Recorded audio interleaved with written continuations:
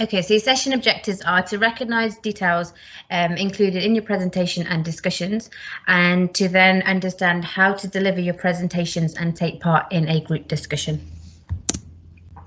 So what is the speaking and listening and communication test? Obviously, the tests are your non-written communication qualification part of your English functional skills. They are conducted face-to-face. However, due to the pandemic, some are taking place virtually, some are taking place in person, if obviously your provision allows you to. I mean, we've had speaking and listenings where I'm doing them in person, but we've had other learners that are coming on Teams calls because they can't make it to the practices. So obviously it's how it works for your tutors as well as yourself. So two main parts to the SLC presentation and discussion. So you've got your presentation, which I'll go into a bit more detail further on. So that will be solely on yourself, and it's something that you will do independently. And then your discussion is what you will take part as a team, obviously on the day. So what do I need to include in my actual presentation? So your presentation, prepare them in advance. So you do have a week in advance to prepare your presentation to the actual speaking and listening date. So an example of this is, are cats better than dogs? Something very simple. Don't make them hard. Keep your titles very simple. And if you need your tutors to confirm they're okay, by all means, drop them a message to say, can we use this title with our speaking and listening test? Visuals are essential. A PowerPoint presentation is ideal, but you could also use pictures, handouts, props. Also prepare some of your own notes in advance. So what I do find when I do the speaking and listenings with my learners, I do recommend a PowerPoint presentation because it's something that will engage the audience. So obviously people will want to see what you're talking about. You need to keep them included in the the presentation so they know what it is you're talking about. And if you want to bring in props and make it a bit more, involve them a bit more, by all means do so. Handouts is a really good one. So when you are actually speaking off the screen or in person off your own notes, you can always give out handouts to your peers and they can have a look at what you're actually talking about as well, which is a really good one. You have a minimum of 5 to 7 minutes and a maximum of 10 minutes to complete your SLC. Obviously, with your tutors being the examiners, we can't step in what you do in your discussions and your presentations. So if you keep an eye on the time to when you start and give yourself a rough 10-minute slot so you know when you're coming towards the end of it and when you need to wrap it up. So obviously introduce yourself when you open your presentation, introduce your topic and why you actually chose that topic at the start of your presentation. It will bring in your audience straight away. Again, keeping the audience engaged is a must.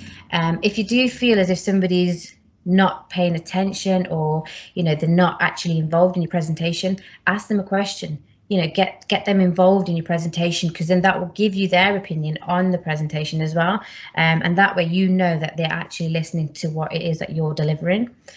Don't use too many words in your presentations. I normally say 5 to 6 slides, including your title page. Use some statistics, use some facts, use pictures. Pictures is a really good one to create the scene. So again, if you're talking about the top 5 holidays in the world, use pictures to talk about it, and talk about the country, the flag, the weather, the foods, different things, just to make sure your audience is actually engaged in what it is you're delivering. Be ready to answer any questions from the audience when you have finished.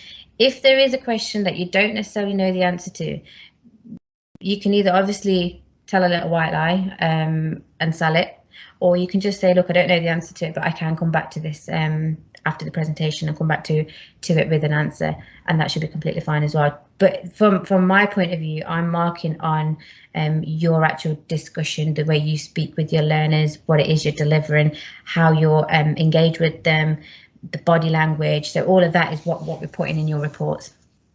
So obviously there are some more tips on delivering presentations in our previously recorded webinars on SLCs.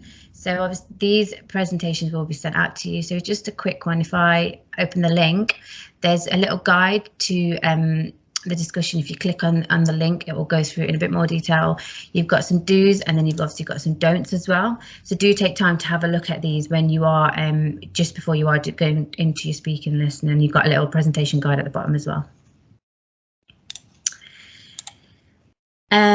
So your discussions are, again, up to 10 minutes discussions. This part of the SLC is about your opinion on the given topic. So your tutors will choose a topic and ask you to discuss that in person. Ask your peers what they think. So if there is at the start of the discussion, nobody's necessarily saying anything after the question's been read out, ask somebody what they think to start off the conversation, or maybe give your own opinion and then ask somebody what they think. It will involve everyone more. Don't forget, whatever you're feeling, your peers will be feeling exactly the same. So if you're nervous and on edge, they're going to be in the same boat. So just to ease it off each other, try and just start a small discussion, and it will get the conversation going, and eventually you'll see 30 seconds in, everyone's jumping into each other's opinions. Engage in conversation with each other. Active listening is as important as talking. This is what you'll be marked on as well. So again, we are there to mark you on. I've mentioned body language, your listening skills, your communication skills, talking. It all goes on your report. And the final one, you'll be given the topic in advance, but you do need to bring anything along. You can do so. It is only a short discussion. I would recommend just your opinion. You don't necessarily need anything apart from yourself for the discussion. So your SLCs are recorded, but they are only shared if the examining board requires to see the actual session. So we do obviously record them just like these sessions, and we keep them on file. So after we've done the reports and they've been assessed internally and passed, the examining board could possibly ask for a recording just to see what it is, what the learners have delivered and done. I can see Banjo typing. Oh, and he stopped. No, sorry. That's fine.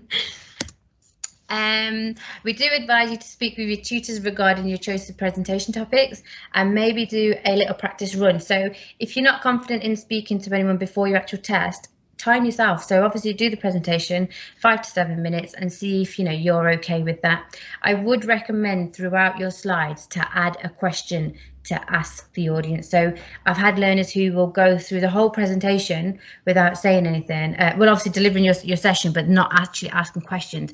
And learners don't want to ask questions either because they're a bit unsure or nervous.